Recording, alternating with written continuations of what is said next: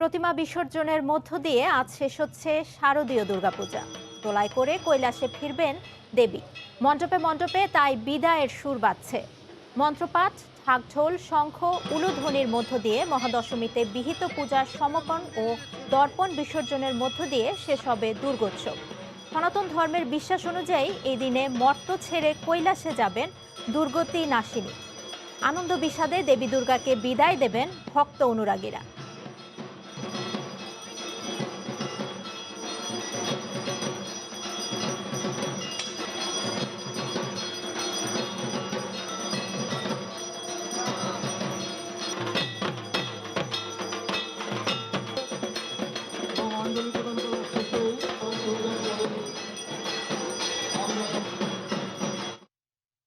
আজ বিজয়া দশমী। দেবী দুর্গার বিসর্জনের মধ্য দিয়ে শেষ হচ্ছে 5 দিনের আনুষ্ঠানিকতা। মাদারীপুরের 450 মণ্ডপে চলছে বিসর্জনের প্রস্তুতি। ভোর থেকেই প্রদীপ জেলে আরাধনায় ব্যস্ত ভক্তরা। সাদাত আকনের ক্যামেরায় বিস্তারিত জানাচ্ছেন সঞ্জয় কর্মকার অভিজিৎ। 5 দিনের অনুষ্ঠান শেষে দেবী দুর্গা মর্তলোক থেকে ফিরে যাবেন শ্বশুরালয় কৈলাসে। কিন্তু আনন্দের মধ্যে দিয়ে আমাদের একটু নিরানন্দ এসে যায়, যেহেতু প্রতি বছরের ন্যায় মাও চলে যাবেন এবং বিসর্জনের মধ্যে দিয়ে আমাদের বিজয়া দশমী সমাপ্ত হবে। ঘটকে আগমন হয়েছেন। এই 5 দিন পূজার সমাপ্ত শেষে মা আজকে দোলায় গমন করবেন। ভক্তবৃন্দের প্রত্যাশা, যাবার আগে পৃথিবী থেকে সকল অশুভ শক্তিকে দমন করে যাবেন এবং মহামারী করোনা ভাইরাস দূর হবে, এমনটাই প্রত্যাশা ভক্তবৃন্দের। দেবী দুর্গা এবার তার 4 ছেলে মেয়ে কার্তিক, গণেশ, সরস্বতী ও লক্ষ্মীকে নিয়ে এসেছেন ঘোড়ায় চড়ে এবং ফিরে যাবেন দোলাতে। দুর্গতি বিনাশিনী মা আমাদের করোনা ভাইরাস থেকে আমাদের মুক্তি দিবে, এইটাই আমাদের প্রত্যাশা। মহাদশমীর বিজয় অনুষ্ঠানে দুপুরের পর থেকে শুরু হবে সিঁদুর খেলা। এর পরপরই মাদারীপুরের 450 মণ্ডপ থেকে প্রতিমাগুলো নিয়ে যাওয়া হবে বিভিন্ন নদ নদীতে। তারপর সেখানে দেওয়া হবে বিসর্জন। প্রতিমা বিসর্জনকে ঘিরে জেলা প্রশাসন এবং পুলিশ প্রশাসনের পক্ষ থেকে নেওয়া হয়েছে বাড়তি নজরদারি। আমাদের এই জায়গায় আজকে সিঁদুর খেলা হচ্ছে, আমরা সবাই মিলে আনন্দ উৎসব করব। জেলা পূজা উদযাপন পরিষদের পক্ষ থেকে বলা হয়েছে, শান্তিপূর্ণভাবে অনুষ্ঠিত হয়েছে মাদারীপুরের 450 মণ্ডপে শারদীয় দুর্গা উৎসব। ভক্তবৃন্দের প্রত্যাশা, আগামী বছর আবারও দেবী দুর্গা শান্তির সুবাতাস নিয়ে মর্তলোকে আসবেন। চর্মগিরা পোদ্দার বাড়ি সার্বজনীন দুর্গা মন্দির থেকে সঞ্জয় কর্মকার অভিজিৎ, সময় সংবাদ। সাম্প্রদায়িক সহিংসতায় যারাই জড়িত তাদের খুঁজে বের করা হবে বলে হুঁশিয়ারি উচ্চারণ করেছেন প্রধানমন্ত্রী শেখ হাসিনা। বাংলাদেশে সব ধর্মের মানুষ পূর্ণ অধিকার নিয়ে থাকবেন বলে জানান সরকার প্রধান। গতকাল বিকেলে গণভবন থেকে ভার্চুয়ালি ঢাকেশ্বরী মন্দিরে যুক্ত হয়ে শুভেচ্ছা বিনিময় অনুষ্ঠানে শেখ হাসিনা বলেন, মাঝে মধ্যে কিছু দুষ্ট চক্র সাম্প্রদায়িক অস্থিরতা তৈরি করতে চায়। সনাতন ধর্মাবলম্বীদের সবচেয়ে বড় ধর্মীয় আচারে উৎসবের আনন্দে সামিল হতেই প্রধানমন্ত্রী শেখ হাসিনার এ ভার্চুয়াল আয়োজন। এদিন গণভবন থেকে ভার্চুয়ালি জাতীয় মন্দির ঢাকেশ্বরী পূজা মণ্ডপে যোগ দেন সরকার প্রধান। কথা বলেন সনাতন ধর্মাবলম্বীদের সঙ্গে, জানান শারদীয় শুভেচ্ছা। আনন্দের সাথে উদযাপন করতে পারবেন। প্রধানমন্ত্রী বলেন, দেশে প্রত্যেকেরই নিজ ধর্ম শান্তির মাধ্যমে উদযাপনের অধিকার আছে, তাই সাম্প্রদায়িক বিভেদ সৃষ্টি করতে চাওয়া কোনো গোষ্ঠীকেই ছাড় দেয়া হবে না। ধর্ম যার যার, কিন্তু উৎসব সবার, এবং বাংলাদেশে কিন্তু এটা সবসময় আছে যে প্রত্যেকটা উৎসবে সবাই কিন্তু একসাথে সামিল হয়ে সেই আনন্দ উপভোগ করে। কিন্তু মাঝে মাঝে কিছু কিছু দুষ্ট চক্র কিছু ঘটনা ঘটিয়ে মানুষের ভিতরে এই চেতনাটাকে নষ্ট করতে চায়। কিছু লোক ধর্মান্ধতায় ভোগে এবং তারা সবসময় একটা সাম্প্রদায়িক দ্বন্দ্ব সৃষ্টি করতে চায়। ইসলাম ধর্ম সব ধর্মের স্বাধীনতায় বিশ্বাস করে জানিয়ে শেখ হাসিনা বলেন, কুমিল্লার ঘটনায় যারা জড়িত তাদের খুঁজে বের করে শাস্তির আওতায় আনা হবে। ইসলাম ধর্মও কিন্তু সকল ধর্মের স্বাধীনতার কথাই বলা হয়েছে। কুমিল্লায় যে ঘটনা ঘটছে ইতিমধ্যে এটা তদন্ত হচ্ছে, খুব ব্যাপকভাবেই তদন্ত হচ্ছে, অনেক তথ্য আমরা পাচ্ছি এবং অবশ্যই এই ধরনের ঘটনা যারা ঘটাবে তাদেরকে আমরা খুঁজে বের করবই। এটা আমরা করতে পারবো, এখন প্রযুক্তির যুগ, এটা বের করা যাবে এবং সে যেই হোক না কেন, যে ধর্মেরই হোক না কেন, তার বিরুদ্ধে যথাযথ ব্যবস্থা অবশ্যই নেওয়া হবে। এমন শাস্তি যেন ভবিষ্যতে আর কেউ সাহস না পায়, সেটাই আমরা চাই। শেখ হাসিনা বলেন, আওয়ামী লীগ দেশের কোনো মানুষকে সংখ্যালঘু ভাবে না, বরং সম অধিকার নিয়ে সবার বসবাস নিশ্চিত করেছে তার সরকার। নিজেদেরকে সংখ্যালঘু ভাববেন না, আমরা আপনাদের সংখ্যালঘু না, আমরা আমাদের আপন জন হিসেবে মানি, আমাদের নিজেদের এই দেশের নাগরিক হিসেবে মানি। সম অধিকারে আপনারা বসবাস করেন। কামরুজ্জামান মামুন, সময় সংবাদ, ঢাকা। সারা দেশে নিরাপত্তা জোরদারে দেশের বিভিন্ন স্থানে মোতায়েন রয়েছে আইনশৃঙ্খলা রক্ষা বাহিনী। মিথ্যা গুজব ছড়িয়ে উস্কানি দেওয়ার অভিযোগে অন্তত 100 জনকে আটক করা হয়েছে। শান্তিপূর্ণ সহাবস্থান নিশ্চিত করতে কঠোর অবস্থানে রয়েছে পুলিশ ও প্রশাসন। বিস্তারিত রিপোর্টে। বিভিন্ন এলাকায় চলছে বিজিবির টহল।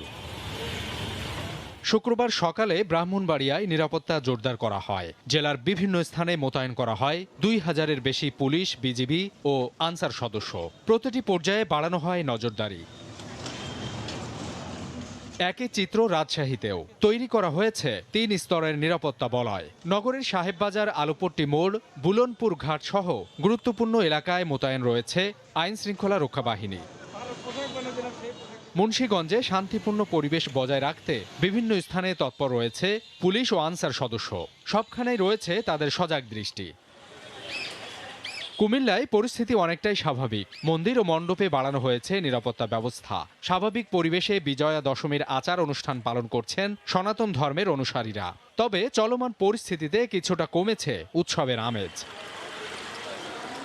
এর আগে বুধবার সকালে কুমিল্লায় একটি মন্দিরে ধর্ম অবমাননা হয়েছে এমন খবর ছড়িয়ে পড়লে স্থানীয়দের মধ্যে উত্তেজনা ছড়িয়ে পড়ে।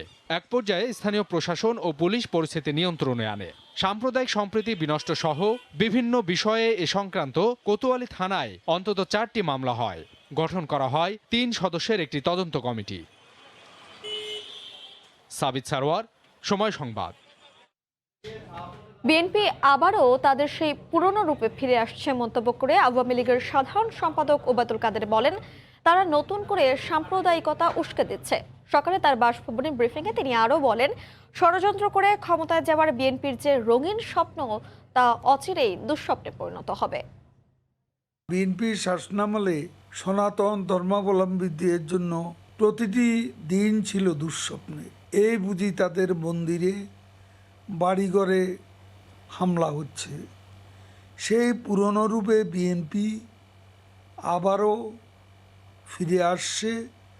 কুমিল্লার পূজা মণ্ডপের ঘটনায় বিএনপির বক্তব্য অনেকটা ঠাকুরঘরে কেড়ে আমি কলা খাই না এর মতো। তাই তারা নতুন করে সাম্প্রদায়িক শক্তিকে উস্কে দিচ্ছে এবং তাদের সহযোগিতার অভিযোগ পাওয়া যাচ্ছে।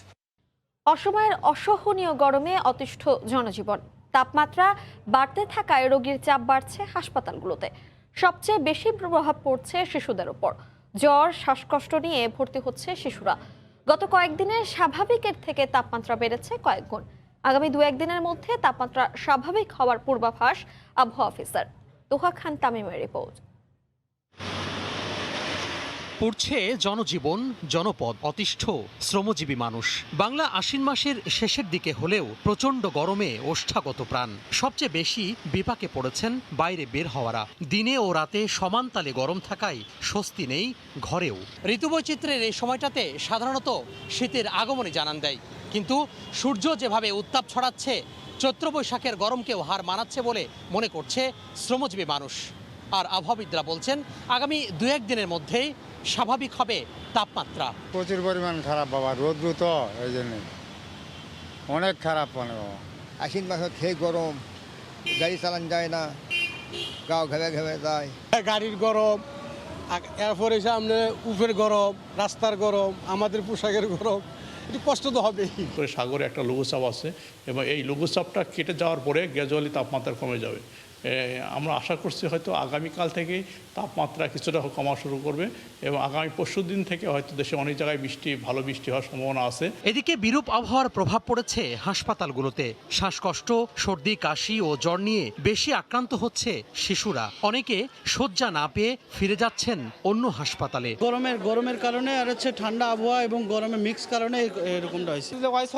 নিয়ে যাও, না হলে ঢাকা মেডিকেল নিয়ে যাও। বাহিরে তো বাসার ভিতরে রাখাই তো তারপর তারপর ফ্যানের বাতাসও সমস্যা হয়, ইয়া বাচ্চা তো অপুষ্টি বাচ্চা তো ওই জন্য আর কি। চিকিৎসকরা বলছেন এই সময়টাতে কোনোভাবেই শিশুর শরীরে ঘাম বসতে দেয়া যাবে না। সাধারণ সর্দি কাশি জ্বর হলেই নিতে হবে বিশেষজ্ঞ চিকিৎসকের পরামর্শ। বাচ্চারা যেন ঠিক মতো খেতে পারে, ঘেমে গেলে মুছে দিতে হবে, ঠান্ডা লাগলে কাপড় পরাতে হবে, এরকম সিমটোমেটিক ট্রিটমেন্টগুলো বেশি দিতে হবে। আবহাওয়া অফিসের তথ্য অনুযায়ী শুক্রবার দুপুরে রাজধানী ঢাকাতে সর্বোচ্চ তাপমাত্রা 35.9 ডিগ্রি সেলসিয়াস, আর সারা দেশের মধ্যে সিলেটে সর্বোচ্চ 37.2 ডিগ্রি সেলসিয়াস তাপমাত্রা রেকর্ড করা হয়েছে। তোহা খান তামিম, সময় সংবাদ, ঢাকা। কার্যক্রম বন্ধ হয়ে যাওয়া যুব কর্মসংস্থান সোসাইটি যুবকের গ্রাহকেরা দেড় যুগেও পাওনা ফিরে পাননি। অন্যদিকে যুবকের বিরুদ্ধে দায়ের করা মামলার 7 বছর পর সব আসামিকেই পলাতক দেখিয়ে অভিযোগপত্র দিয়েছে সিআইডি। এদিকে বিনিয়োগকারী 3 লাখ গ্রাহক পাওনা টাকার আশায় ঘুরছেন দাঁড়ে দাঁড়ে। অর্থনীতিবিদরা বলছেন, যুবককে যদি কৃতকর্মের সাজা ভোগ করতে হতো তাহলে নতুন করে ই কমার্সের প্রতারণার ঘটনাগুলো ঘটতো না। আশরাফুল ইসলামের ছবিতে আতিকুর রহমান তমালের রিপোর্ট। এখানে টাকা জমা রাখা আমি নিঃস্ব হয়ে গেছি। 1 লাখ টাকা রাখলে মাসে পাওয়া যাবে 2000 টাকা। সেই আশায় যুবকে 12 লাখ টাকা রাখেন মুকুল। কিন্তু দিন মাস বছর পেরিয়ে দেড় যুগ চলে গেছে, এখনো আসল টাকাটাই তুলতে পারেননি তিনি। এর মাঝে বন্ধ হয়ে গেছে যুবক। একটা বাচ্চা বিশ্ববিদ্যালয়ে পড়ে, তার চিকিৎসা পর্যন্ত আমি করাইতে পারতাছি না, পড়াশোনার খরচ পর্যন্ত আমি দিতে পারতাছি না। আমার যা ছিল সম্পদ আমি সব এখানে রাখে আজকে আমি নিঃস্ব হয়ে গেছি। 1996 সালে একটি অলাভজনক সংস্থা হিসেবে যাত্রা শুরু যুবকের। নানা অনিয়ম আর প্রতারণার অভিযোগে 2006-এ বাংলাদেশ ব্যাংক যুবকের কার্যক্রম বন্ধের আদেশ দেয়। যদিও এর আগেই সারা দেশের 91টি স্থানে প্রায় 3500 একর জমি কিনে আবাসন প্রকল্প শুরু করে তারা। ছিল 18টি বাড়ি ও 32টি ভিন্ন ভিন্ন প্রকল্প, যার মূল্য 6,500 কোটি টাকা। বর্তমান বাজারে যা 10,000 কোটি টাকার কম নয়। বিপরীতে গ্রাহকের পাওনা 2,500 কোটি টাকা। সেই পাওনা ফিরিয়ে দিতে গঠিত হয় 2টি কমিশন ও একটি আন্তঃমন্ত্রণালয় কমিটি। সুপারিশ ছিল যুবকের সম্পদ বিক্রি করে পাওনা শোধ করা হবে গ্রাহকের। কিন্তু কোনো এক অদৃশ্য কারণে সব উদ্যোগ থেমে গেছে। খালা শাশুড়ি ওনার কাছ থেকে আনছি, আমার খালা শাশুড়ির মেয়ে ওনার কাছ থেকেও আনছি। লজ্জার এই অবস্থায় সামনে দাঁড়াইতে আর পারি না, সত্যি কথা যেটা, সামনে আর দাঁড়াতে পারি না। এখন মনে করেন আমার থাকার মতন কোনো জায়গা নেই। 2014 সালে একটি মামলা করা হয় যুবকের বিরুদ্ধে। মামলা দায়েরের 7 বছর পর সম্প্রতি সিআইডি সব আসামিকে পলাতক দেখিয়ে অভিযোগপত্র দিয়েছে। আমি এখন আর সিআইডিতে নাই, মানে যেখানে মামলাটা তদন্ত করছি ওখানে আর নাই, বদলি হয়ে গেছে। আসামি সবাই পলাতক আছে, এই তো? হ্যাঁ, রাইট, আসামি পলাতক আছে। অর্থনীতিবিদদের মতে বাণিজ্য মন্ত্রণালয়কে উদ্যোগী হয়ে যুবকের সমস্যা সমাধান করতে হবে। এখানে বাণিজ্য মন্ত্রণালয়ের অনুমোদন নিয়ে যেহেতু ব্যবসাটা হয়েছে, সুতরাং বাণিজ্য মন্ত্রণালয়েরই আসলে মূল দায়িত্ব এই পুরো বিষয়টাকে কঠোরভাবে নিয়ন্ত্রণ করা। বাণিজ্যমন্ত্রী বলছেন, আইনি সহায়তা প্রয়োজন, সেটির জন্য কাজ করছেন তারা। আইনি সহায়তা দরকার, আইন মন্ত্রণালয় বলতে পারবে। আমরা এই ব্যাপারে চিন্তা করছি, আইনি কোনো জটিলতা থাকবে কিনা, কি প্রক্রিয়ায় এটা করা যেতে পারে। যেহেতু এটা আদালতের একটা অর্ডারের মধ্যে আছে, তাতে আমরা বাণিজ্য মন্ত্রণালয় হুট করে কিছু করতে পারবো না। এদিকে পাওনা ফেরতের আশায় ক্ষতিগ্রস্ত মানুষেরা অপেক্ষায় আছেন দেড় যুগেরও বেশি সময় ধরে। বিজয়া দশমীতে শুভ শক্তির জয়ের প্রত্যাশা জানিয়ে দেবীর কাছে প্রার্থনা করেন ভক্তরা। দর্পণ বিসর্জনের পর দেবীর পায়ে ছুঁয়ে একে অপরকে মাখিয়ে দেন সিঁদুর। আসছে বছর আবার হবে এই প্রত্যাশা নিয়ে মণ্ডপে মণ্ডপে দেবী বিদায়ের প্রস্তুতি চলছে। ব্যুরো ও জেলা প্রতিনিধিদের পাঠানো তথ্য ও ছবি নিয়ে রিপোর্ট। মহাদশমীর আনন্দ বাঁধন ছাড়া, একদিকে অশুভ শক্তি দমনের বিজয়, অন্যদিকে দেবী দুর্গাকে বিদায়ের আগে শেষ আনন্দ। ভোরে দিনাজপুরে ধূপদীপ ফুলে বন্দনা করা হয় দেবী দুর্গার। দর্পণ বিসর্জনের পর দেবীর পায়ে ছুঁয়ে একে অপরের গালে মাখিয়ে দেন সিঁদুর, সাথে ছিল মঙ্গলের বার্তা। অঞ্জলি উলুধ্বনিতে অশুভের বিরুদ্ধে শুভর বিজয় আনন্দ। মর্ত ছাড়ার আগে দেবীর কাছে ভক্তি ভরে প্রার্থনা করেন ভক্তরা। মহাশক্তির কাছে রোগ শোক জরা কাটিয়ে দেশের মঙ্গল কামনায় জানানো হয় প্রার্থনা। দশমীর পূজা শেষে মঙ্গলের জন্য সিঁদুর দানের খেলায় মাতেন রাজশাহীর সনাতন ধর্মের নারীরা। দেবী বিসর্জনের দিন হলেও আগামী বছর আবারও দেবী মঙ্গল নিয়ে মর্তে ফিরবেন, এমনটাই প্রত্যাশা সকলের। আবারও বছর ঘুরে ফিরবেন অসুর দামিনী। আসছে বছর আবার হবে, অপেক্ষার প্রহর শুরু এখন থেকেই। ফাহরিয়া ফারজানা, সময় সংবাদ। অন্য প্রসঙ্গ, প্রতিদিন ভোরে প্রাইভেট কার নিয়ে বের হয় তারা। নিজেদের পরিচয় দেয় পুলিশ বলে, আসলে তারা ছিনতাইকারী, টার্গেট পথচারী ও বিভিন্ন গন্তব্যের যাত্রী। কৌশলে ছিনিয়ে নেয় টাকা ও মূল্যবান সামগ্রী। 5 সদস্যের একটি ছিনতাইকারী চক্রকে গ্রেফতারের পর পুলিশ বলছে গেল 5 বছরে অন্তত 1,500 ছিনতাই করেছে তারা। বুলবুল রেজার রিপোর্ট। 27 সেপ্টেম্বর সকাল 6:45। রাজধানীর আদাবরের শেখের টেক এলাকার একটি সড়কে প্রাইভেট কারটি এসে দাঁড়ায়। গাড়ি থেকে নেমে আশপাশ পর্যবেক্ষণে ব্যস্ত দুইজন। কিছুক্ষণ পর পাশের রাস্তার দিকে ইঙ্গিত একজনের। আরেকটি সিসিটিভি ফুটেজে দেখা যায় ফাঁকা রাস্তায় হাঁটছেন এক নারী, তাকে অনুসরণ করতে থাকে একজন। ওই নারীর গতিরোধ করে সঙ্গে থাকা স্বর্ণালংকার ছিনিয়ে নিয়ে পালিয়ে যায় তারা। তবে জানেন না রাত্রে যে এখানে জিএমবির গণ্ডগোল হয়েছে, আমরা থানার থেকে আসছি, আপনি এগুলো খুললে জানাম কেন? নিজের হাতে চুরিটা খুললো, পরে নিজের আমার মালাটা খুলে নিয়ে গেলো, আমি কিছু বলতে পারলাম না। রাজধানীর ডেমরা ও কদমতলীতে অভিযান চালিয়ে গ্রেফতার করা হয়েছে চক্রের 5 সদস্যকে। তাদের কাছ থেকে উদ্ধার করা হয়েছে ছিনতাইয়ে ব্যবহৃত গাড়ি, নকল ওয়াকিটকি ও আইডি কার্ড। পুলিশ বলছে চক্রটির প্রধান কাজী শওকত হোসেন। শওকত ও রাশেদ পুলিশ কর্মকর্তা সাজে, সুমন সাজে পথচারী।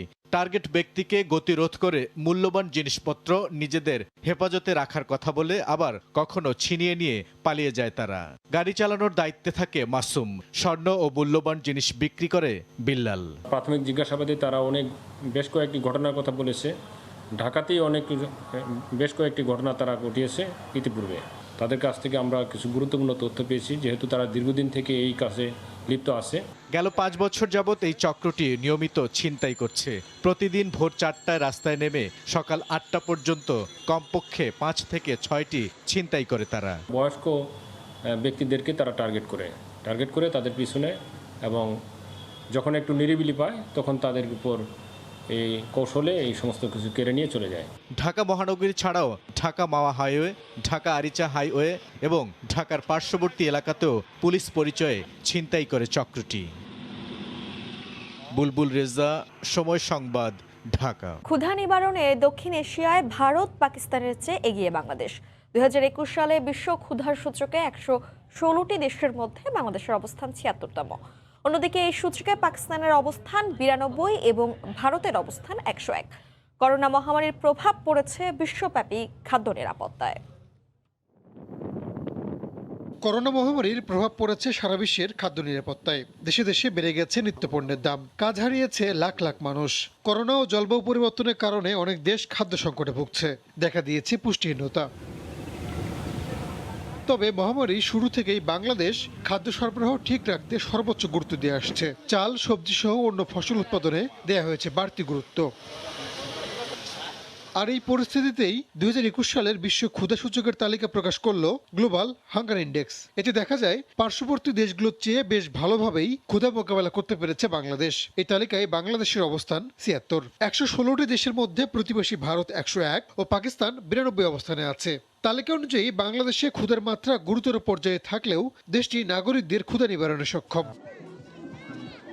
প্রতি বছর 4টি বিষয়ের মাপকাঠিতে এই সূচক তৈরি হয়। এগুলো হলো অপুষ্টির পরিমাণ, 5 বছরের কম বয়সী শিশুদের উচ্চতা ও শিশুদের মৃত্যুহার। 2021 সালের বিশ্ব ক্ষুধা সূচকে সবার উপরে আছে বেলারুশ, আর তালিকার সবার নিচে অবস্থান সোমালিয়ার। ইলিশে প্রধান প্রজনন মৌসুমে নিষিদ্ধ সময়ে নদীতে মাছ ধরতে বরিশালের নারী, শিশু ও অপ্রাপ্তবয়স্কদের ব্যবহার করা হচ্ছে। এদের দিয়ে নদীতে জাল ফেলা এবং মাছ ধরা ও জাল তোলা সব কাজই করানো হয়। এতে সরকারি নিষেধাজ্ঞা পালন বাধাগ্রস্ত হচ্ছে। মৎস্য অধিদপ্তর বলছে, স্থানীয় জনপ্রতিনিধিদের মাধ্যমে সচেতনতা বাড়ানো গেলে সমস্যার সমাধান হতে পারে। অন্যদিকে আইন শৃঙ্খলা বাহিনী বলছে, এ ব্যাপারে নেওয়া হচ্ছে যথাযথ আইনি ব্যবস্থা। আমিনুল ইসলামের তোলা ছবিতে আরও জানাচ্ছেন ফিরদাউস সোহাগ। কারো বয়স 10 থেকে 12, কারো বা 14 থেকে 16 বছর। এরা সবাই নদী তীরবর্তী এলাকার বাসিন্দা। এদেরকে ব্যবহার করা হচ্ছে মাছ ধরার কাজে। ইলিশের প্রধান প্রজনন মৌসুম উপলক্ষে এখন নদীতে মাছ ধরা নিষিদ্ধ। প্রতিদিনই চলছে আইন শৃঙ্খলা বাহিনীর অভিযান। তাই গ্রেফতার এবং জেল জরিমানা এড়াতে বরিশাল অঞ্চলের নদ নদীতে মাছ ধরার জন্য কৌশল অবলম্বন করা হচ্ছে। পুরুষের পরিবর্তে মাছ ধরছে নারী, শিশু ও কিশোররা। মাছ যে পাইতাম না, খুললে বেচতে আমার 1-10 টাকা গাইতে দিতেই। আমরা অন্য কোনো কাজ কাম করতে পারি না, তাই আমরা জালিয়ারি করা লাগে। 22টা দিন আমরা কি করে খাবো স্যার? অভিযানে চাল ডাল খাবার যদি আমাকে দিত আমরা না নামতাম। আমাকে 10 কেজি চাউলও দেয় না, 2 কেজি ডাইলও দেয় না, যা গো আছে হ্যাঁ গই দেয়। মোরা কিভাবে চলবো, কিভাবে বাঁচবো? এ ব্যাপারে যথাযথ আইনগত ব্যবস্থা নেওয়া হচ্ছে বলে জানায় নৌপুলিশ। নদীতে শিশু এবং মহিলা যাদেরকে পাচ্ছি, স্থানীয় জনপ্রতিনিধি এসে এদের সাথে আমরা আলোচনা করে এদের যদি এই কাজ থেকে দূরে থাকে তার জন্য আমরা উদ্বুদ্ধ করছি। এদিকে বিভাগীয় মৎস্য অধিদপ্তর বলছে সমস্যার সমাধান হতে পারে স্থানীয় জনপ্রতিনিধিদের মাধ্যমে সচেতনতা বাড়ানো গেলেই। জনপ্রতিনিধি তারা যদি তাদেরকে উদ্বুদ্ধ করে, তাদেরকে নিষেধ করে, হয়তো এই নারী এবং শিশুরা এই কাজ থেকে হয়তো বিরত থাকবে। গত 4 অক্টোবর থেকে মাছ ধরার উপর চলছে নিষেধাজ্ঞা। এর মধ্যে 13 অক্টোবর পর্যন্ত বরিশাল বিভাগে বিভিন্ন মেয়াদে জেল হয়েছে 266 জনের, জরিমানা করা হয়েছে 8 লাখ টাকা, মামলা হয়েছে 332টি। তবে মানবিক কারণে নারী ও অপ্রাপ্তবয়স্কদের মুচলেকা ছেড়ে দেয়া হয়। ইলিশের প্রজনন মৌসুম মাত্র 22 দিন। এই সময়টাতে সরকারি নিষেধাজ্ঞা পুরোপুরি মানা হলে নদ নদী ভরে উঠবে ইলিশে। ইলিশের দাম কমবে, জেলে এবং ক্রেতা বিক্রেতা সবাই আর্থিকভাবে লাভবান হবেন, এমনটাই মনে করছেন বিশেষজ্ঞরা। বরিশালের মেহেন্দিগঞ্জের কালাবদর নদী থেকে ফিরদাউস সোহাগ, সময় সংবাদ। করোনার পর দর্শনার্থীদের পদচারণায় মুখর হয়ে উঠেছে নাটোরের উত্তরা গণভবন। প্রায় 300 বছরের স্থাপত্যশৈলী, নানা নিদর্শন আর রাজবাড়ির নৈসর্গিক সৌন্দর্য উপভোগে দারুণ উচ্ছ্বসিত ঘুরতে আসা মানুষেরা। এতে খুশি স্থানীয় ব্যবসায়ীরাও। আব্দুল সালামের ক্যামেরায় রাকিবুল হাসানের রিপোর্ট। এককালের দীঘাপতিয়া মহারাজাদের বাসস্থান এবং বর্তমান উত্তরা গণভবন সবুজ শ্যামল ছায়ায় যেমন নৈসর্গিক সৌন্দর্যে ভরা, তেমনি এ অঞ্চলের ইতিহাস ও ঐতিহ্যের জ্বলন্ত সাক্ষী। এই রাজভবনের পরিচয় বহন করে পিরামিড আকৃতির 4 তলা প্রবেশদ্বার। বিস্তৃত প্রাসাদটি পরিখা আর উঁচু প্রাচীরে ঘেরা, আছে দীর্ঘ প্রবেশ পথ আর নানা প্রকার গাছ-গাছালিতে ভরা। তারাখচিত গম্বুজওয়ালা বিশাল রাজদরবার দর্শনার্থীদের আকৃষ্ট করে। দলগতভাবে কোনো জায়গায় আসলে সেটা মানে ঘোরার মজাই আলাদা, আর যদি এরকম সুন্দর জায়গা হয় তাহলে তো আরও মজা। মিনি চিড়িয়াখানা আছে যেখানে বিভিন্ন জীবজন্তু আছে, দেখে বাচ্চা অনেক আনন্দ পাইছে আর কি। অনেক রকমের পশু পাখি দেখলাম আর অনেক মজা হলো। প্রায় 100 বছর পুরনো সেই চিঠিগুলো, আবেগঘন মুহূর্তগুলো সে তুলে ধরেছে এখানে। প্রাসাদের ভেতরে প্রবেশ করলেই দেখা মিলবে ইটালিয়ান গার্ডেন, গ্রিক দেবীর মূর্তি, রাজাদের ব্যবহার্য নানা আসবাব, ময়ূর পালঙ্ক খাট, মার্বেল পাথরের টি টেবিল। প্রতিটা অংশ সুন্দর করে সাজিয়ে রাখা, এক কথায় বলতে গেলে ইউনিক। এই যে রাজবাড়ি, সত্যি সত্যি এখানে বনলতা সেনেরাই থাকে। রাজকুমারীর জিনিসপত্র দেখে, রাজার গাউন দেখে, রাজার খাট, সবই ভালো লাগলো, পুরো জায়গাটাই সুন্দর। করোনার পরে দর্শনার্থীদের আগমনে সচল হয়েছে এখানে গড়ে ওঠা ছোট ছোট ব্যবসা প্রতিষ্ঠান। করোনার সময় তো আমাদের টোটাল অফ ছিল একবারে, এখন আলহামদুলিল্লাহ খুলছে, এখন বাইরে থেকে দর্শনীতে আসছে, চলতেছে টুকটাক ব্যবসা চলতেছে। মোটামুটি অনেকটা ভালো, আমরা অনেক কাস্টমার পাচ্ছি, বেচাকেনা করতে পারতেছি। করোনার কারণে দর্শনার্থীদের জন্য বন্ধ ছিল গণভবন। 19 আগস্ট থেকে দর্শনার্থীদের জন্য এটি খুলে দেয়া হয়। বিশ্বের বিভিন্ন দেশের 4000-এর বেশি সন্ত্রাসী জঙ্গি সংগঠনকে বিপজ্জনক হিসেবে চিহ্নিত করে কালো তালিকাভুক্ত করেছে ফেসবুক। এই তালিকায় বাংলাদেশ থেকে পরিচালিত বা দেশে সক্রিয় 6টি জঙ্গি সংগঠন ও এক ব্যক্তির নাম পাওয়া গেছে। এই তালিকায় প্রকাশের পর যুক্তরাষ্ট্রসহ বিশ্বের বিভিন্ন দেশে নতুন করে শুরু হয়েছে আলোচনা। বিশ্লেষকরা বলছেন, নানা কর্মকাণ্ডে সমালোচিত ফেসবুক সামাজিক দায়িত্ব পূরণের অংশ হিসেবে এই কাজটি করেছে। যুক্তরাষ্ট্র থেকে সহকর্মী লস্কো আল মামুনের রিপোর্টে বিস্তারিত। ফেসবুক নিয়ে আছে সমালোচনা, আছে নানামাত্রিক আলোচনা। বিভিন্ন সময় এই ফেসবুকই করে থাকে সামাজিক বিভিন্ন কাজ। দায়িত্বশীল এসব কাজে প্রশংসিত হয় জনপ্রিয় সামাজিক যোগাযোগ মাধ্যমটি। চলতি সপ্তাহে বিশ্বের বিভিন্ন দেশের 4000-এর বেশি সন্ত্রাসী জঙ্গি সংগঠনকে বিপজ্জনক হিসেবে চিহ্নিত করে কালো তালিকাভুক্ত করেছে মার্ক জাকারবার্গের প্রতিষ্ঠান। ফেসবুকের ডেঞ্জারাস ইন্ডিভিজুয়ালস অ্যান্ড অর্গানাইজেশনস পলিসির আওতায় গোপন এই কালো তালিকার একটি সংস্করণ প্রকাশ করে মার্কিন সংবাদ মাধ্যম দ্য ইন্টারসেপ্ট। তালিকায় থাকা বাংলাদেশ থেকে পরিচালিত বা সক্রিয় 6 জঙ্গি সংগঠনগুলো হলো আল মুরসালাত মিডিয়া, ইসলামী স্টেট বাংলাদেশ, হরকাতুল জিহাদ ইসলামী বাংলাদেশ, আনসারুল্লাহ বাংলা টিম, জামায়াতুল মুজাহিদিন বাংলাদেশ জেএমবি ও শাহাম আল হিন্দ মিডিয়া। তালিকায় জেএমবির সঙ্গে সংশ্লিষ্ট তরিকুল ইসলাম নামে এক ব্যক্তির কথাও উল্লেখ আছে, তবে ওই ব্যক্তির ব্যাপারে বিস্তারিত কোনো তথ্য জানানো হয়নি। কমপক্ষে 4000 ব্যক্তি ও গ্রুপের একটি তালিকা প্রকাশ করেছে ফেসবুক। এর মধ্যে দাতব্য সংস্থা, হাসপাতাল, লেখক, কয়েকশো সঙ্গীত শিল্পী, রাজনীতিক এবং প্রয়াত ঐতিহাসিক ব্যক্তিদের নাম আছে। তাদের বিপজ্জনক হিসেবে মনে করে ফেসবুক। এই তালিকাভুক্ত সংগঠনগুলোর সাথে জড়িতদের ইতিমধ্যে অ্যাকাউন্ট বন্ধ করে দেওয়া হয়েছে। বিশ্লেষকরা বলছেন, ফেসবুক এখন ভালো কাজ দেখিয়ে দায়িত্ব পালনে এগিয়ে থেকে ক্ষুণ্ণ হওয়া সুনাম ফিরিয়ে আনতে ব্যস্ত। বিষয়টি সম্পর্কে গণপ্রজাতন্ত্রী বাংলাদেশ সরকারের বিশেষ করে খতিয়ে দেখার প্রয়োজন আছে, কারণ এই ক্ষেত্রে বাংলাদেশের নাম এসেছে। পাশাপাশি ফেসবুক ব্যবহারকারীরা যাতে আরও বেশি সচেতন হতে পারে ফেসবুক ব্যবহারে, সেক্ষেত্রেও বাংলাদেশ সরকার আরও বেশি করে পদক্ষেপ গ্রহণ করতে পারে বলে আমরা মনে করি, যাতে বাংলাদেশের বিদেশে ভাবমূর্তি ক্ষুণ্ণ না হয়। কোনো অ্যাকাউন্ট থেকে এই তালিকায় থাকা সংগঠন বা ব্যক্তিদের সঙ্গে যোগাযোগ করা হলে সেই অ্যাকাউন্টগুলোর বিরুদ্ধেও ব্যবস্থা নেবে ফেসবুক। লস্কর আল মামুন, সময় সংবাদ, যুক্তরাষ্ট্র। বাজারে পেঁয়াজের দাম কমতে শুরু করলেও ঊর্ধ্বমুখী তেল, ডাল, চিনির দাম, নিত্যপণ্যের দাম বাড়ায় ক্রেতাদের নাভিশ্বাস উঠে গেছে। তাদের দাবি নিয়মিত নজরদারির। ঊর্ধ্বগতির বাজারের লাগাম টানতে বৃহস্পতিবার পেঁয়াজের ওপর থেকে শুল্ক প্রত্যাহার করা হয়। কমতে শুরু করেছে পেঁয়াজের ঝাঁজও। শুক্রবার বাজারে দেশি পেঁয়াজ মানভেদে বিক্রি হচ্ছে প্রতি কেজি 65 থেকে 70 টাকা, যা গত 3 দিন আগেও প্রতি কেজি বিক্রি হয়েছে 75 থেকে 80 টাকায়। আর ভারত থেকে আসা পেঁয়াজ মানভেদে বিক্রি হচ্ছে প্রতি কেজি 50 থেকে 55 টাকায়, যা গত 3 দিন আগেও বিক্রি হয়েছে প্রতি কেজি 60 টাকায়। পেঁয়াজের দাম একটু কমছে, আলুর দামও কমছে, তবে এই যে দ্রব্যমূল্যের ঊর্ধ্বগতি, এতে সাধারণ মানুষের খুব অসুবিধা হইতেছে। পেঁয়াজের বাজার গত এক সপ্তাহ আগে দেশি বেচছিল 65 টাকা, ইন্ডিয়ান বেচছিল 60 টাকা। সরকার শুল্ক প্রত্যাহার করার সাথে সাথে পার কেজি 5 টাকা 7 টাকা কমে গেছে। শুল্ক কমানো হলেও এখনো পরিবর্তন নেই চিনির দামে। প্রতি কেজি খোলা চিনি 80 ও প্যাকেটজাত চিনি 85 থেকে 86 টাকায় বিক্রি হচ্ছে। চাল, ডাল, তেল সহ নিত্য প্রয়োজনীয় পণ্যের দামও পাল্লা দিয়ে বাড়ছেই। লাগাম ছাড়া বাজার দরের সঙ্গে তাল মেলাতে নাভিশ্বাস উঠছে ক্রেতাদের। বাজারে সবজি থেকে শুরু করে আপনার মোদি যে বাজারগুলো আছে সবকিছুরই দাম বাড়তি। এর এমনি করোনায় হোঁচট খায় ব্যবসা বাণিজ্য আমরা সব ক্ষতিগ্রস্ত।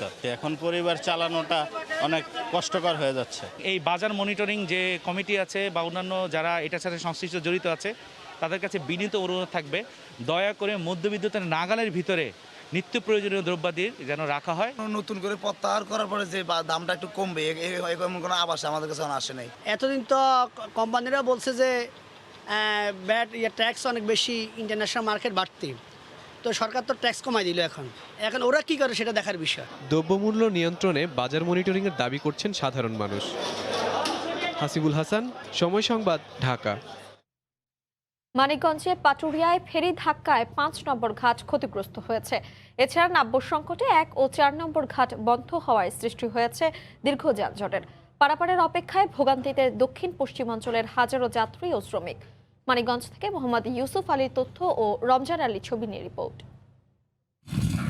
ঘাটের মুখে পলি জমায় পাটুরিয়ার 1 ও 4 নম্বর ঘাটে নাব্য সংকট দেখা দেয় বৃহস্পতিবার সন্ধ্যা থেকে। এছাড়া রাত 12টার দিকে ঝুঁকি নিয়ে ফেরি নোঙর করার সময় 5 নম্বর ঘাটটিও ক্ষতিগ্রস্ত হয়। এতে 3টি ঘাটই পুরোপুরি বন্ধ হয়ে যায়। একমাত্র 3 নম্বর ঘাটটি সচল থাকায় ঘাট এলাকায় যানবাহনের সারি দীর্ঘ হয়ে সৃষ্টি হয় যানজটের। এতে চরম ভোগান্তিতে পড়েন দক্ষিণ পশ্চিমাঞ্চলের হাজারো যাত্রী। এদিকে 3টি ফেরিঘাট বন্ধ থাকায় 2 নম্বর লঞ্চ ঘাটেও বেড়েছে যাত্রীদের চাপ। 3 ঘন্টা ধরে এসে বসে রয়েছি, বাচ্চা কাচ্চা নিয়ে, বাচ্চারা কান্নাকাটি করতেছে, যা সমস্যাই। এখন অনেক গরম, সাথে যে সব খাবার দাবার আছে সেগুলো নষ্ট হয়ে যাচ্ছে। পিছের গাড়িগুলো আগে চলে যাইতেছে, অথচ দেখা যায় আমরা এখানে বসে আছি। প্রায় 18 কিলোমিটার পর্যন্ত জাম, গরমে অস্থির আছে। যানজট, সব যাত্রীরা চিল্লাফাটা করতেছে। যানজট নিরসনে ঘাট এলাকায় কাজ করছে পুলিশ। ট্রাফিকের লোক সংখ্যা বাড়ানো হয়েছে, আমরা লাইনের শৃঙ্খলবদ্ধ গাড়ি রাখার চেষ্টা করতেছি। ক্ষতিগ্রস্ত ঘাটের র্যাম মেরামত সহ নাব্যতা সংকট নিরসনে কাজ করছে বিআইডব্লিউটি এর 2টি ড্রেজার।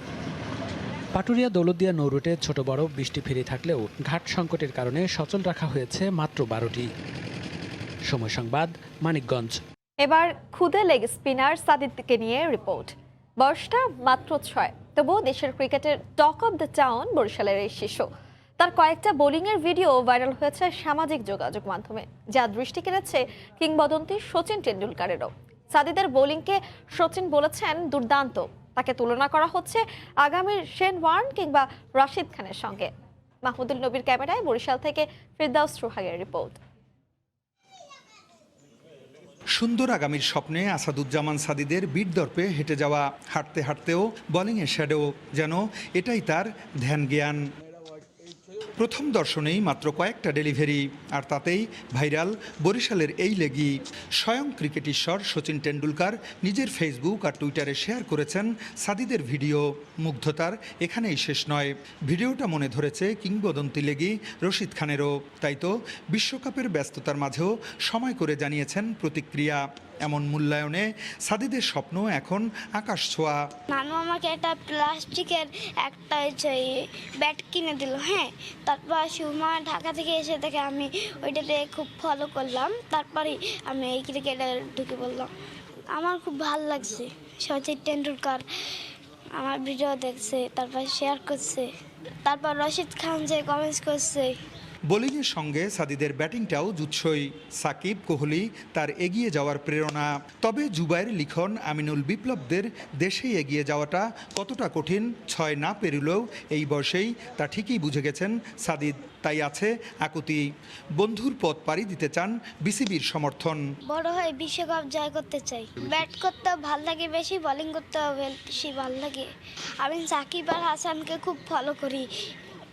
বললাম না, এই যে বিরাট কোহলি, তারপর রোহিত শর্মা আমি খুব ফলো করি। দারুণ সম্ভাবনার পরেও হারিয়ে যাওয়ার আক্ষেপের গল্প লাল সবুজের ক্রিকেটে খুঁজলেই পাওয়া যাবে বিস্তর। সে উপাখ্যান মিথ্যে প্রমাণিত হোক সাদিদের ক্ষেত্রে, সেই প্রত্যাশা কোটি মানুষের। ফিরদাউস সোহাগ, সময় সংবাদ, বরিশাল। এদিকে প্রজনন মৌসুমে নদীতে মাছ ধরতে বরিশালে নারী, শিশু ও অপ্রাপ্ত বয়স্কদের ব্যবহার করা হচ্ছে। এদের দিয়ে নদীতে জাল ফেলা এবং মাছ ধরা ও জাল তোলা সব কাজে করানো হয়। অন্যদিকে আইনশৃঙ্খলা বাহিনী বলছে এ ব্যাপারে নেওয়া হচ্ছে যথাযথ আইনি ব্যবস্থা। আমিনুল ইসলামের তোলা ছবিতে আরও জানাচ্ছেন ফিরদাউস সোহাগ। কারো বয়স 10 থেকে 12, কারো বা 14 থেকে 16 বছর। এরা সবাই নদী তীরবর্তী এলাকার বাসিন্দা। এদেরকে ব্যবহার করা হচ্ছে মাছ ধরার কাজে। ইলিশের প্রধান প্রজনন মৌসুম উপলক্ষে এখন নদীতে মাছ ধরা নিষিদ্ধ। প্রতিদিনই চলছে আইন শৃঙ্খলা বাহিনীর অভিযান। তাই গ্রেফতার এবং জেল জরিমানা এড়াতে বরিশাল অঞ্চলের নদ নদীতে মাছ ধরার জন্য কৌশল অবলম্বন করা হচ্ছে। পুরুষের পরিবর্তে মাছ ধরছে নারী, শিশু ও কিশোররা। মাছ যে পাইতাম না, খুললে বেচতো, বেচে আমার 1-10 টাকা গাইতে দিতেই। আমরা অন্য কোনো কাজ কাম করতে পারি না, তাই আমরা জালিয়ারি করা লাগেই 22টা দিন আমরা কি করে খাবো স্যার? অভিযোগে চাল ডাল খাবার যদি আমাকে দিত আমরা না নামতাম। আমাকে 10 কেজি চাউলও দেয় না, 2 কেজি ডাইলও দেয় না, জাগো আছে হ্যাঁ গই দেয়। মোরা কিভাবে চলমু, কিভাবে বাঁচমু? এ ব্যাপারে যথাযথ আইনগত ব্যবস্থা নেওয়া হচ্ছে বলে জানায় নৌ পুলিশ। নদীতে শিশু এবং মহিলা যাদেরকে পাচ্ছি, স্থানীয় জনপ্রতিনিধি আছে, এদের সাথে আমরা আলোচনা করে এদের যদি এই কাজ থেকে দূরে থাকে তার জন্য আমরা উদ্বুদ্ধ করছি। এদিকে বিভাগীয় মৎস্য অধিদপ্তর বলছে সমস্যার সমাধান হতে পারে স্থানীয় জনপ্রতিনিধিদের মাধ্যমে সচেতনতা বাড়ানো গেলেই। জনপ্রতিনিধি তারা তাদেরকে উদ্বুদ্ধ করে, তাদেরকে নিষেধ করে, হয়তো এই নারী এবং শিশুরা এই কাজ থেকে হয়তো বিরত থাকবে। গত 4 অক্টোবর থেকে মাছ ধরার উপর চলছে নিষেধাজ্ঞা। এর মধ্যে 13 অক্টোবর পর্যন্ত বরিশাল বিভাগে বিভিন্ন মেয়াদে জেল হয়েছে 266 জনের, জরিমানা করা হয়েছে 8 লাখ টাকা, মামলা হয়েছে 332টি। তবে মানবিক কারণে নারী ও অপ্রাপ্ত বয়স্কদের মুচলেকা ছেড়ে দেয়া হয়। ইলিশের প্রজনন মৌসুম মাত্র 22 দিন। এই সময়টাতে সরকারি নিষেধাজ্ঞা পুরোপুরি মানা হলে নদ নদী ভরে উঠবে ইলিশে। ইলিশের দাম কমবে, জেলে এবং ক্রেতা বিক্রেতা সবাই আর্থিকভাবে লাভবান হবেন, এমনটাই মনে করছেন বিশেষজ্ঞরা। বরিশালের মেহেন্দিগঞ্জের কালাবদর নদী থেকে ফিরদাউস সোহাগ, সময় সংবাদ। ছুটির দিনে আজ কক্সবাজার সৈকতে পর্যটকের ঢল। সাগরের টানে ছুটে আসা পর্যটকরা মেতে উঠেছেন আনন্দ আর উচ্ছ্বাসে। তবে সাগর কিছুটা উত্তাল থাকায় সতর্ক থাকার পরামর্শ লাইফগার্ডের। ভ্রমণ পিপাসুদের নিরাপত্তায় সার্বক্ষণিক দায়িত্ব পালন করছে টুরিস্ট পুলিশও। আরও জানাচ্ছেন সুজাউদ্দিন রুবেল। নীল সাগর, স্বচ্ছ জলরাশি, মাতোয়ারা হাজারো মানুষ। একে তো সাপ্তাহিক ছুটির দিন, তার উপর বিজয়া দশমী। আনন্দ উপভোগে অনেকেই ছুটে এসেছেন সৈকত শহর কক্সবাজারে। প্রচণ্ড রোদ, এই রোদ উপেক্ষা করে দলে দলে সাগর তীরে নামছেন ভ্রমণ পিপাসুরা। ব্যস্ত সবাই সাগরের নোনা জলে গা ভাসাতে। অনেক ইচ্ছা ছিল ছোটবেলা থেকে কক্সবাজারে আসার জন্য, তাই আসলাম, দেখলাম, সত্যি অনেক ভালো লাগতেছে। প্রতি বছরই আমরা আমাদের ফ্যামিলি নিয়ে ছুটি আসি এই সমুদ্র সৈকতে। আজকে ওয়েদারটা খুব সুন্দর, আমাদের ভালো লাগতেছে। সাগর কিছুটা উত্তাল, তাই গোসল করার ক্ষেত্রে লাইফগার্ড কর্মীদের পরামর্শ মেনে চলার অনুরোধ জানিয়েছে লাইফগার্ড কর্মীরা। একে তো দুর্গাপূজা, দ্বিতীয়ত হচ্ছে আজকে উইকেন্ডে হিসেবে কক্সবাজার সমুদ্র সৈকতে প্রচুর পরিমাণে পর্যটকের আগমন ঘটেছে। সাগরের অবস্থাটা তেমন একটা ভালো নয়, তো সেক্ষেত্রে আমরা সবই মিলে মাথায় রেখে আমরা পর্যটকদের সার্বিক নিরাপত্তা দেওয়ার জন্য আমরা সার্বক্ষণিক প্রস্তুত আছি। আর ট্যুরিস্ট পুলিশ জানিয়েছে সাপ্তাহিক ছুটির দিন ও বিজয়া দশমীর কারণে সৈকত এলাকায় নিরাপত্তা জোরদার করা হয়েছে। অন্যান্য দিনের চেয়ে নিরাপত্তা ব্যবস্থা অনেক বেশি জোরদার করেছে। আমাদের অফিসার ফোর্স অনেক বেশি নিয়োগ করা হয়েছে। টুরিস্ট পুলিশের পাশাপাশি এখানে বিজিবি আছে, র্যাব আছে। কক্সবাজার সমুদ্র সৈকত ছাড়া পর্যটকরা ঘুরছেন পাতুরে সৈকত ইনানি, পাতুয়ারটেক, হিমছড়ি, দরিয়ানগর ও রামু বৌদ্ধবিহারগুলোতে। সুজাউদ্দিন রুবেল, সময় সংবাদ, কক্সবাজার।